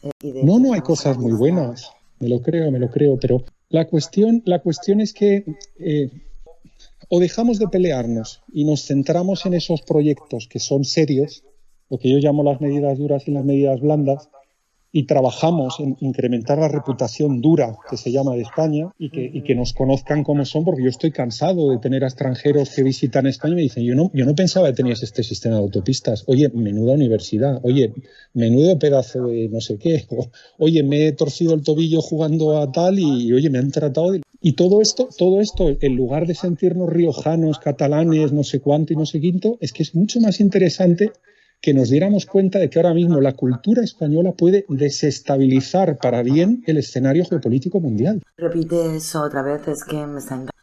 Sí, porque es que además hay mucho empeño ahora. Sí. Efecto guión. Eso es que si quieres algo de milenarismo, de sentirnos especiales, nos tendríamos que sentir especiales por darnos cuenta de la potencia que tenemos. Yo le decía a un periodista argentino, le decía el otro día, ahora mismo, ¿tú sabes quién va a salvar a los Estados Unidos? Y se reía, digo, los hispanos. Dice eso, pero ¿por qué dices eso? Digo, pues tú mira los pagos a la seguridad social norteamericana, tú míralos. Son ahora mismo los que están aguantando. Los blanquitos no tienen hijos. Los asiáticos les han salido muy bien, todo se ha dicho, están funcionando fenomenal. Luego, toda la gente de la población de color, el propio Thomas Sowell, ese gran jurista norteamericano de color, el hombre dice, no hemos contribuido nunca. Y es una vergüenza porque tenemos todas las oportunidades y no nos aprovechamos. Y vamos a dejarnos ya del rollo. Se va a hacer énfasis, me gusta. Y con todos mis respetos mencionaremos a José Papi porque, pues sí, claro, es que necesitamos oír este tipo de cosas. Es que yo estaba pensando, Mila, también a los oyentes que todavía no conozcan, que serán pocos, pero bueno, que no conozcan a José Papi, desde luego que lo sigan y lo escuchen y lo lean, porque si queremos tener las cosas claras, refiero a los oyentes que todavía no le conozcan, ¿no? Que les sigan y lo lean, lo escuchen, porque lo que decía de la inducción a la empatía y todo esto que estamos escuchando, que nos manipulan las noticias, no sabemos exactamente dónde está la verdad o la mentira, porque lo que vemos es lo que nos creemos. Como José Papi, pues te aclara mucho las cosas, ¿no? Os agradezco vuestras palabras y yo creo, fijaros, que lo que os propongo lo conozco más por viejo que por diablo. Es por observación y ver qué criterios funcionan. Y hay criterios que acaban funcionando. Yo los aplico religiosamente. Aplico el criterio y digo, anda, pues el Putin no es tan malo. Oye, malo es, ¿no? Pero no es tan malo porque fíjate lo que ha hecho aquí. Si me sale un resultado que no es el resultado que estoy escuchando, digo, aquí gato encerrado. Ahora mismo, claro, uno leyendo ahora mismo los periódicos, vamos a decir, que quieren manejar a la población, pues piensas lo contrario y normalmente aciertas, ¿no? Pero bueno, esa es una manera bromista de presentarlo, ¿no? Que no es muy seria, ¿no? Pero bueno, yo encantado de compartiros criterios que, bueno, he ido descubriendo poco a poco. Sobre todo, vamos a ver, mi carrera internacional empieza en el sentido de que no lo abordo desde el mundo de las relaciones internacionales y las grandes instituciones, sino que lo estudié desde el comercio exterior. Y en el comercio exterior con lo que te encuentras es más bien con trampas, ¿no? ¿Cómo voy a hacer que este señor me pague lo que le he vendido? ¿Cómo le va a llegar, si lo que me va a llegar tiene la calidad que yo había pagado, ¿no? Y entonces siempre abordabas esas cuestiones con precaución. Luego está el mundo de la organización internacional, que es un mundo de Disney, ¿no? Donde todo va bien, todos son buenos, todo el mundo cumple y obedece los reglamentos, las directivas, las resoluciones de la ONU y tal. Y luego tienes también pues una gente que sabe mucho de internacional, que suelen ser los militares, ¿no? Está ese subapartado de la geopolítica, es la geoestrategia, ¿no? Y de psicología también. Claro, pero que te quiero decir que al final, por supuesto. Con el tema de psicología. Por supuesto. Y al final lo que te das cuenta es que, bueno, es un área que a la gente no le interesa mucho ahora mismo, exagerando muchísimo, no quiero dar un titular, pero exagerando muchísimo. La política ya no es política, es geopolítica, porque hay tantos intereses que nos influyen y influyen en el precio en los precios que tenemos en el supermercado, el precio que pagamos del teléfono, que pagamos de la electricidad. Todo está tan influido por esos fenómenos internacionales que, claro, observar la geopolítica ahora mismo es obligatorio. Si no la observa...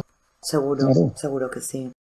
Sobre todo, quedémonos, en mi modesta opinión, quedémonos de verdad con esa idea de que ahora mismo el mundo hispano puede rescatar al mundo, rescatar directamente al mundo. Es decir, podemos ser la fuerza que desequilibre todo, que desequilibre ahora mismo el tablero internacional. Y eso es lo que tendríamos que estar pensando. Eso es de lo que tendrían que estar... Muchas veces porque la narrativa a veces se convierte en realidad. Eso es, la narrativa crea comunidad. Se puede convertir en realidad y eso, repito y reitero, se llama efecto Pygmalion. Exacto. El relato dura poco y al final el relato nos degrada. Lo cuenta Kafka en El artista del hambre, que dice, el artista del hambre al final cada día tiene que desnudarse más o hacer más barbaridades para que seguir captando la atención del público, ¿no? Y va para abajo. Eso lo explica muy bien Kafka en El artista del hambre. Y sin embargo, eso es el relato. Yo lo que creo es en la narrativa que crea comunidad, como dice Byung-Chul Han, es decir, vamos a crear una narrativa poderosa que nos una. Al final se convierte en un mantra, se convierte en una realidad que por lo menos tú te la crees y eso tiene unos efectos que son bastante positivos. Eso es. También pasa con el amarillismo, que para mí es enfermizo, es lo que estamos viviendo actualmente. Este foco de noticias exageradas, con alertas, con alarmas, que verdaderamente está muriendo gente, están ocurriendo cosas.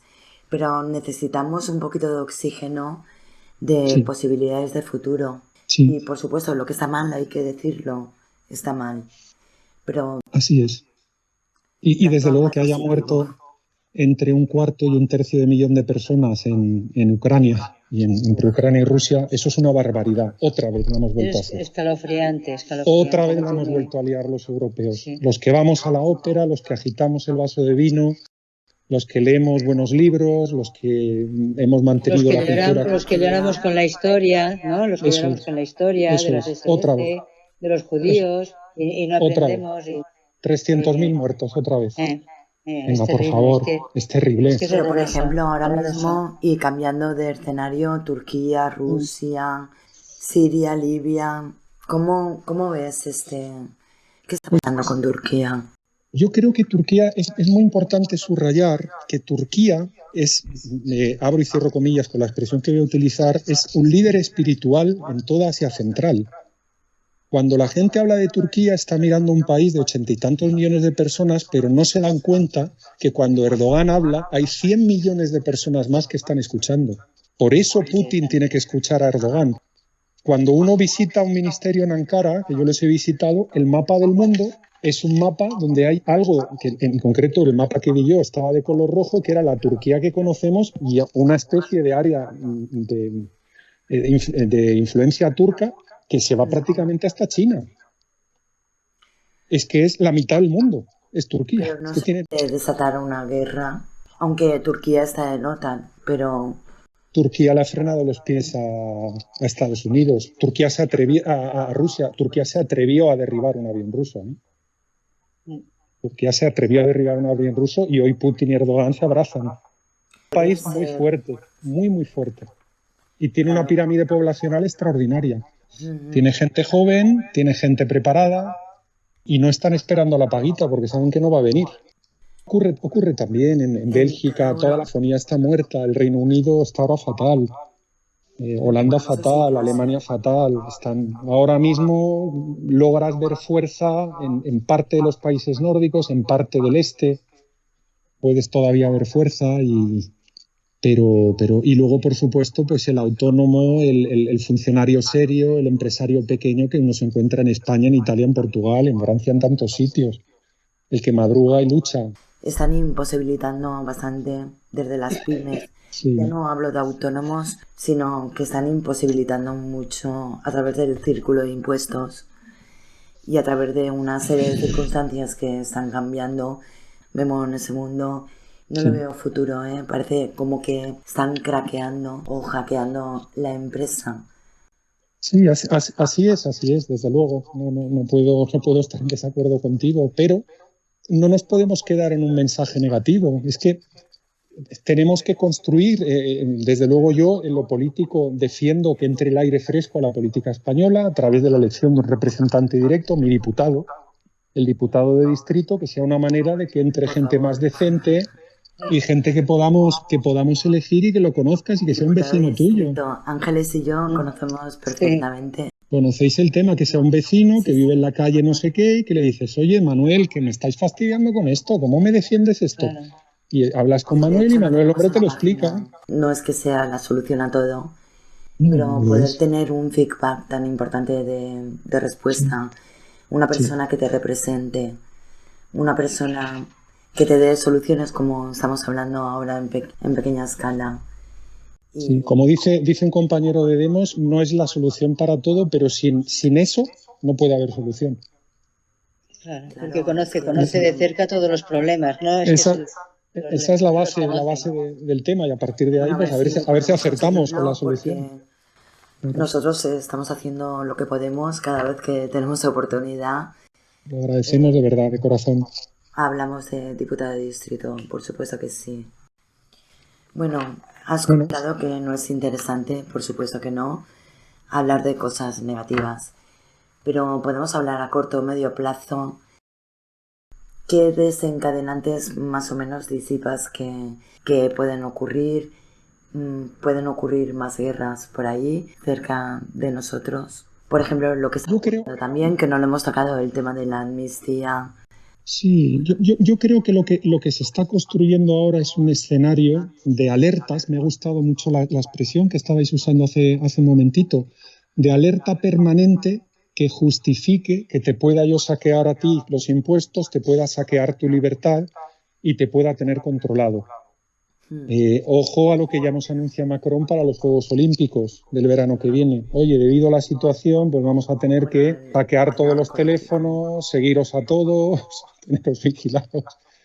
Esa profesora tan buena que se ha retirado hace poco de Harvard que habla del capitalismo vigilante, ¿no?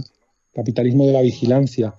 Estamos caminando hacia eso. Entonces yo lo que creo que se va a desencadenar ahora mismo es con todo este escenario de alerta permanente, ponle el nombre que quieras, virus, israelíes, palestinas, atentados, pon el nombre que quieras. Alertas climáticas, es decir, yo entro ahora en el teléfono a ver, oye, ¿qué tiempo va a hacer? Y siempre hay, yo lo tengo en inglés por trabajo y porque viajo constantemente, pero alerta, warning, moderate, warning. Digo, esto es el fin del mundo. Es que no hay un día que salga y, oye, pues me esté cayendo lluvia, como ha caído siempre, o haga calor horrible cuando uno va. Es bastante fácil poder cambiar molecularmente, atmosféricamente, el estado del clima. De hecho, esto lo llevan practicando hace ya bastante tiempo. Bueno, por lo menos te cambian el humor. Te cambian el humor, eso seguro, porque sales a la calle que se puede y dices... que no es una cosa imposible molecularmente provocar lluvia. Hay papers que lo demuestran. Hay papers aquí allá que te dejan con la boca abierta de lo que hay. China tiene un proyecto que se llama 2025, justamente de cambio climático. Se llama Proyecto 2025 Meteorológico.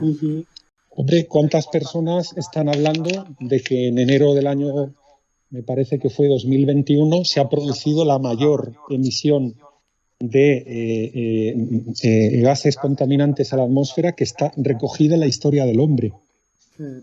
Que hayamos podido recoger, que fue la erupción del volcán en Tonga. ¿Y quién habla? O sea, todos los papers científicos que te encuentras te dicen la temperatura media en verano va a subir de 3 a 4 grados de aquí al año 2030. Sí.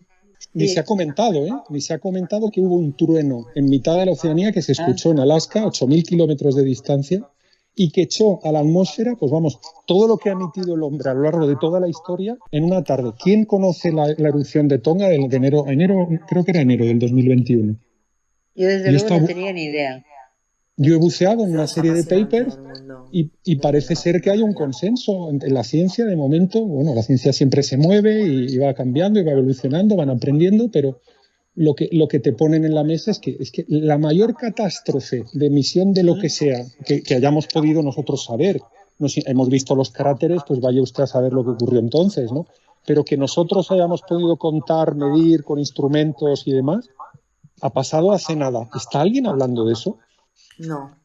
Pero es, perdona, ¿no? Las noticias en clave de mantras, ¿no? Se dan las noticias de alerta y parecen mantras. Cuando pero como un mantra, hasta que nos llegue perfectamente lo llegamos a interiorizar y vamos alterados todo el día porque lo que decía antes José Papi, ¿no? Que va a llegar el fin del mundo. Estamos aquí en algo que es terrorífico. Y es una lluvia. Psicológicamente hay efectos. Y de esa manera, el hecho de que ahora mismo la élite no haya sabido manejar las economías, que Europa se esté empobreciendo, esto es de la manera en la que van a justificar el apretarnos. Apretar nuestras libertades, nuestros bolsillos, nuestras familias, etcétera, etcétera. Sí. Entonces, al final, o caminamos hacia un escenario donde agarremos la libertad que nos merecemos como ciudadanos, o vamos a ser... ¿no? Y podemos empezar por algo que no cueste mucho dinero, que es decir, pues mira, un espacio común de educación, de educación superior, es decir, la formación profesional, las carreras universitarias, pues las tenemos armonizadas. Se van a llamar, pues, estudios de no sé qué, o grado de no sé cuánto, y van a constar de estos estudios, y yo voy a reconocer los estudios, en fin, peruanos, los voy a reconocer como míos y viceversa, y empezar a trabajar en esa línea. Pero es que, claro, a base de irnos a reuniones internacionales a mendigarle a los alemanes o a mendigarle a los norteamericanos, pues no salimos nunca de esta. No, entramos en bucle.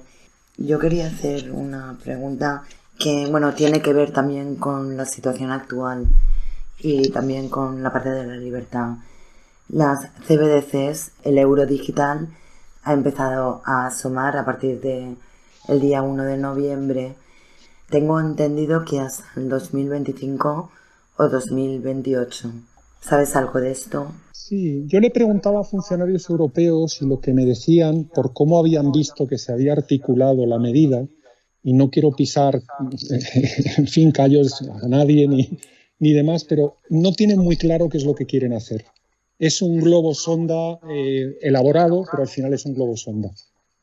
Porque hay una serie de anuncios que podemos ver en cómo se va a hacer la implementación y cómo se va, vamos a decir, a desarrollar todo eso a nivel de detalle. Pues tendremos que montar una base de datos coordinada que coordine las informaciones de los que inviertan en estas monedas nuevas en España y en Dinamarca, ¿no? Y tendremos que tener una base de datos donde podamos mirar que tú te llamas así, yo me llamo así, cuál es mi DNI y todo esto. Y simplemente como no aparece ni un presupuesto ni aparece un empujón en esa dirección para la implementación práctica, yo he consultado con bastantes personas y me dicen, lo están mirando en serio, pero no muy en serio. Sí, pero sí que lo están mirando, ¿eh? Sí, lo están mirando, pero no muy en serio. Porque la idea es disminuir el nivel de bancos comerciales. Yo creo que la finalidad puede ser bastante vertical, ¿eh? A nivel puede ser. Claro. Yo aprendí recientemente de Vanessa Monge, conversando con ella durante horas, que tenemos delante, vamos a imaginarnos que es un teatro con 3 telones. La primera representación que tenemos es la crisis de deuda, que es la primera que nos van a poner. Oye, hay que apretarse el cinturón, la reconstrucción de Ucrania, la crisis, Putin, no sé qué, los conflictos, tema climático, muy bien, exacto. Entonces, hay una crisis delante, que es la crisis de deuda, donde nos dicen que, oye, que hay que apretarse el cinturón, que los años han sido difíciles, el COVID, tal, no sé qué. Entonces, esa una. Pero hay otro telón detrás, que es un telón que lo acabas de decir tú, que es el telón bancario. Ahora mismo la banca comercial se ha dedicado a la especulación más que a hacer préstamos finalistas a una explotación agrícola, a montar una fábrica, a prestarle a un señor para que monte una serie de tiendas, una serie de negocios. Entonces, ahora mismo la mayor parte de las inversiones que hacen los bancos son puramente especulativas. Luego bien que le aprietan a uno con la hipoteca y demás, pero ellos luego el dinero no lo ponen en eso, lo ponen en barbaridades especulativas por todo el mundo. ¿Vale? Y luego hay otro telón todavía detrás, que es el telón en el que la geopolítica nos da el mordisco.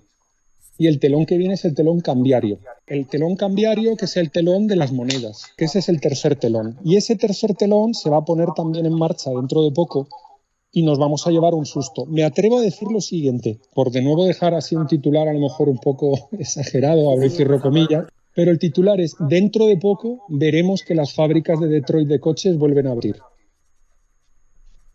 Y empiezan a funcionar a tope. Y defenderé esto dentro de 3 años o 4 cuando me lo pregunten. Y por ahí viene el telón cambiario. Es decir, el euro ahora mismo se está hundiendo lentamente. Entonces, entre que estamos arruinados, se nos van a caer los bancos se han dedicado a la especulación más que a la inversión en inversiones serias. Al final hay que recordar lo que nos cuenta Hayek en Camino de Servidumbre, ¿no? Que Hayek nos dice, pero si lo de la planificación está muy bien, pero el problema que tienes con la planificación es que la gente al final quiere tener sueños, quiere tener ambiciones, quiere cambiar de trabajo, quiere ir a mejor. Y si tú le quitas eso al ser humano, le estás diciendo que no es un ser humano. Lo hundes. Claro, lo hundes. Es lo que veíamos de manera más hollywoodense en la película Gattaca, ¿no? Es que usted ha nacido con un pequeño defecto en el corazón y por eso yo no lo puedo poner a usted en un cargo de responsabilidad, no sea que se me muera cualquier día, ¿no? Oye, pues ¿dónde estaría Mozart o dónde estaría gente o Alejandro Magno? Entonces tú piensas que las CBDCs, me da igual que se llame euro digital, porque sí que es cierto que hay 7 países en el mundo, bueno, lo sabía en un momento dado, Cuba, por ejemplo, están ejerciendo con la CBDC, Brasil creo que también, Dubái, bueno, ahora mismo no me acuerdo el número de países, y están siendo absolutamente centralizados. Hay esfuerzos en esa dirección, está claro. Yo no soy un especialista en la cuestión. Lo que lo que observo es que en el frente de deuda, en el frente bancario y en el frente cambiario, vienen ahora mismo tiempos muy revueltos. ¿En esos tiempos revueltos puede interesar lo de este tipo de monedas? Sí. La pregunta que me hacías de la Unión Europea, como me preocupó mucho, pues fui a preguntar rápidamente. Lo que me decían es un globo sonda potente, pero es un globo sonda. Porque no tenemos ni idea de cómo vamos a hacer la implementación práctica. Como no hemos puesto los recursos, no lo estamos estudiando en serio y demás, como que no te preocupes los próximos 5 o 6 años.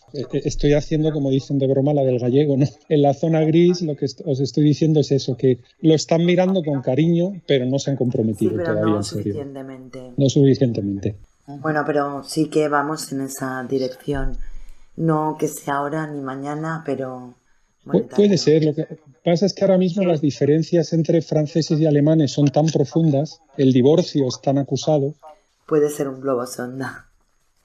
Eso es lo que me comentan. Vamos, cuando observas bien, es como cuando te dicen, ¿y qué va a hacer la Unión Europea los próximos 5 años? Digo, es facilísimo, te vas a la cumbre franco-alemana y lo que hayan sido las declaraciones finales, eso es lo que va a hacer. Y dicen, anda, en los 2 últimos años no han publicado nada. Digo, pues nada, no va a pasar nada. ¿No? Estar atento a los detalles, ¿no? Sobre todo de la cumbre franco-alemana. Eso es una pequeña receta que suele funcionar. Es fijarse en la declaración final. Dicen, Europa debe armonizar el tipo de gravamen del impuesto de sociedades para que no haya competencia desleal entre los países. Dices, madre mía, malo. Nos van a poner impuestos alemanes, holandeses, franceses en toda Europa. Ya lo ves venir y tal. Es decir, cuando acuerdan ahí es lo que viene después. Porque la Comisión, al final, cuando la gente dice, es que los burócratas de Bruselas, sí, burócratas sí, pero Bruselas no existe. Los burócratas hacen lo que les mandan, los que les han dicho, haga usted esto, y ellos preparan los papeles técnicos correspondientes. Pero ahí no se mueve nada. De hecho, los grandes funcionarios que entraron ahí en los 80, en los 90, te critican que los Jacques Delors y gente de este tipo antes se atrevían a sacar legislación que tuviera, digamos, que viniera del interés europeo, abro y cierro comillas, sea eso lo que sea. Pero ahora mismo nadie mueve nada, pero ni un minuto de trabajo si no está ordenado por el Consejo con una mayoría fuerte. Nadie se atreve. Bueno, todos son comisiones, todos son sindicatos. Sí, Bruselas es eso. Yo mismo lo he vivido desde patronales, trabajando y... La verdad es que a veces, con perdón de decirlo, yo he visto un ambiente más sano en su momento, por lo menos en el momento en el que la Unión Europea estaba todavía con empuje y tenía cierto empuje sano en los años 90, en el año 2000, a pesar de la barbaridad que nos hicieron a los españoles de exigirnos una desindustrialización para dejarnos entrar, que eso fue una barbaridad y una traición total que hicieron en aquel momento el gobierno del PSOE, pero lo que te dabas cuenta en aquellos años era que se trabajaba con comités técnicos, pero a la cara. ¿Usted qué opina? Pues yo creo que es mejor que las señales de tráfico sean más grandes, más pequeñas, con más material reflectante. ¿Por qué? Haga usted estudios, tráigamelos. Y todo esto se hacía a la cara. Ojalá en España fuera así. Y las patronales hablaran a la cara, pusieran en la mesa sus informes técnicos, se sometieran a la opinión pública y al final se dijera, oye, pues vamos a ir en esta línea. Ahora al final todo es, de nuevo, lo de la sociopatía y la empatía. Es que yo soy de los rojos, yo soy de los verdes, yo soy de los azules, yo soy del Barcelona, yo soy del Madrid. Pero puede ser en una especie de protectorado. ¿Lo somos ya? Lo somos ya. Vamos a ver, si la España quebró en el año 2010 con Zapatero. Nosotros llevamos 12 años viviendo de prestado. 13 años, perdón, viviendo de prestado. Es decir, ahora mismo si nos compra la deuda pública, las lámparas de la calle se apagan. Y los alemanes no dan la orden al Banco Central Europeo de comprarnos la deuda pública, se apagan las luces de las calles. No asumir esto de que nosotros hemos quebrado como Grecia, solo que somos tan grandes que no nos pueden dejar caer. Es complicado decir esto. Para mí, al final, son herramientas del poder. Yo no creo tanto en las ideologías, en el sentido de que las ideologías sean algo que la gente se lo cree. Es algo que se cree la gente, es algo que se creen los profesores, es algo que se creen los periodistas, algo que se creen el mundo de la televisión, de la prensa, de la academia. Pero para el poder, al final la ideología es un instrumento, una herramienta para manejar. ¿Qué es lo que ocurre ahora mismo? Lo podemos observar con Google. Dicen, los de Google son globalistas. Digo, depende. Los de Google son globalistas aquí, sí, porque es la herramienta que parece funcionar para tener un consumidor más obediente, que obedece, está deprimido, gasta mucho dinero con la tarjeta de crédito y compra todo a través de Internet. Pero en Rusia, Navalny subía, el opositor a Putin, subía sus programas electorales y sus listas de candidatos al Google Store y al Apple no sé qué, y se los bajaban inmediatamente. Es decir, allí no tienen ningún problema de dejar de ser globalistas y ser nacionalistas. Es decir, la ideología, el que se la cree es tonto en cierta medida, es incauto. No vamos a utilizar esa palabra. Idea logos, es decir, una sola idea me explica el mundo. Eso es imposible. Pero mueve las masas, tiene el poder de mover las masas. Eso es. Y entonces la cuestión es que la ideología, al final, pues es un instrumento del poder, es una herramienta. Yo no me la creo, yo entiendo que haya mucha gente y hay ideologías mejores y peores, que fastidian más a la juventud o no, todo eso estamos de acuerdo. Pero la ideología al final es una herramienta del poder. Y en esa herramienta del poder, pues la saben usar fenomenalmente. La inmigración es una herramienta ahora del poder. Lo de los alemanes no tiene ni pies ni cabeza. Usted necesita 1 millón de personas, pues no sabe los parados que tiene usted en Italia, en Grecia, en España, en Portugal. Hubo un gran momento de Angela Merkel que en el momento en el cual se peleaba con los húngaros y los polacos para tener cuotas de inmigrantes, subían las expulsiones en Alemania a tope. Es que es como de repente que el puerto de Hamburgo y el puerto de Trieste, ¿no?, en Alemania y en Italia, de repente en mitad de todo esto del lío con Putin, en su vida habían estado importando hidrocarburos y gas y de repente lo ves subir y subir y subir. ¿Pero qué está pasando ahí? Pues que están entrando barcos y que están metiendo la mano allí. Tremendo. Y es nada más mirar las cifras de entrada en el puerto. Dice, ¿pero qué hacen en Hamburgo importando gas? Esta gente nunca... Esto no va a parar. Esta remesa de inmigrantes sin papeles, que estamos hablando de escudos humanos en toda regla. Esto daría para otro programa, ¿verdad? Bueno, la verdad es que yo estoy encantada. Ya estoy empezando a sufrir. Podemos hablar... No, pero me refiero que daría para un programa entero, ¿verdad? El tema de la inmigración, de los intereses, de las... Hacemos otro, encantado. Yo encantado y no tengo miedo. Y no tengo miedo a hacerlo. Que ese tema es complicado. Si queréis lo tratamos y yo sobre todo que yo he vivido en África casi 2 años y sobre todo lo que he vivido en la Bélgica, que he vivido muchos años, que se ha transformado. Fantástico. Que se ha transformado y puedes observar cómo se ha transformado, qué ha pasado, cuál era el elemento de conflicto, las normas de urbanidad, cómo se ha cambiado la forma de conducir. Si queréis, os puedo contaros mis observaciones y qué es lo que se acaba generando. Y aparte que es positivo. Es positivo y si me permites, clarificador también. Nos aclara bastante las ideas. Porque hay un poco de, por no decir mucha confusión con varios temas. En pánico y entrar en la situación porque realmente están ocurriendo sucesos más o menos provocados. Pero creo que hay que entender bastante bien todos los elementos y no entrar dentro de las redes del amarillismo. Pero esto está generando enfermedad mental masiva, desde suicidios, depresiones... Hablaba yo con una persona que está dentro de un consejo médico de psiquiatras en una provincia española y me contaba cómo se les había cambiado la clientela. La clientela que teníamos hace unos años pues eran problemas de separaciones y problemas de relaciones personales, adicciones a la droga, timideces, ansiedad en grupo, etcétera, etcétera. Lo clásico que han estado tratando los psiquiatras. Ahora mismo el 90% de las personas que estaban tratando son personas de menos de 30 años con problemas de identidad sexual. Y te está contando un psiquiatra y dices que nuestra clientela no es la misma y es un fenómeno súper novedoso de los últimos 5, 6, 7 años. ¿Qué está pasando? Y la violencia en los niños... No estoy hablando de bullying, estoy hablando de fenómenos biológicos, de ciertas inoculaciones. Tanto es que en la Comunidad Valenciana están tomando medidas de hacerles una evaluación mental antes de estar incorporados en el colegio. Fíjate. ¿Vale? Están ocurriendo muchas irregularidades mentales. Sí, es el caso. Es el caso y en gente muy joven.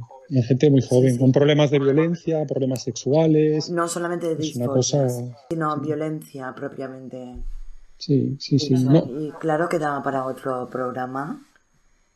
Vale, yo espero que hayas estado cómodo. Desde luego, os agradezco tanto a ti, Mila, como a Ángeles. Yo a vuestra disposición, yo he disfrutado mucho, espero que haya sido entretenido a toda vuestra audiencia. Y de gran ayuda. Por lo menos yo he sido más espectadora que otra cosa. Ángeles, no sé cómo lo habrás vivido. Igual, perfecto, que me ha sabido a poco y es, por eso decía otro programa más, por favor, porque es muy clarificante y ciertamente muy instructivo. Cuando queráis a vuestra disposición. Un gran placer, de verdad. Igualmente, un honor estar en vuestro programa, de verdad que gracias por la invitación. Un abrazo muy fuerte y un placer de nuevo. Venga, igualmente, de verdad un honor. Vale, cuando queráis, un abrazo muy fuerte. Adiós, buenas noches. Gracias.